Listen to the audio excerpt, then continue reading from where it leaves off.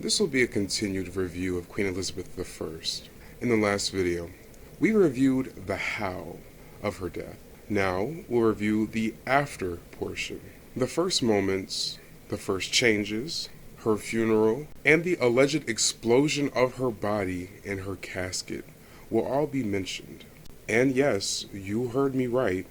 It's alleged that the Queen exploded in her casket, but more on that later in the video. In the early hours of March 24th, 1603, the long-reign Queen passed away in her sleep. And again, as mentioned before, we did discuss at length the how portion of the Queen's death. Now, the Queen did wish to not have a post-mortem done on her body. Some speculate that the reason for this would be to help protect the idea of her virginity, but because she did wish this, her body was embalmed after her passing, and then they sealed her in a lead casket. The embalming part is important. Due to her not being cut open through a post-mortem, the gases in her body built up, and she eventually exploded in her casket in body and head. But this is all according to Lady Southwell. She was one of 6 women that were looking over Elizabeth's body until they began the journey to Westminster Abbey. According to Lady Southwell, she was watching the body and heard a large crack inside the casket. A major first change that happened would be the end of the Tudor reign. Elizabeth had no children, therefore she had no one to carry on her family's name, and thus began the Stuart dynasty.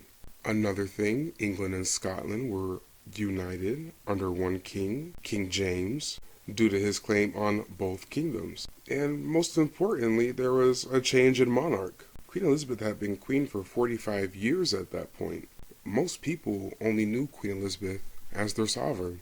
And in time, a cult following began, run on nostalgia of their glorious Gloriana.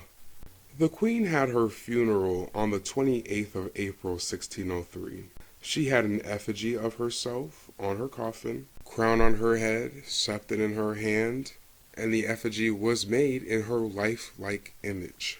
They decorated the casket in purple, and they marched her down to Westminster Abbey. As expected, thousands showed up to mourn and see off their queen that had ruled their land for so long.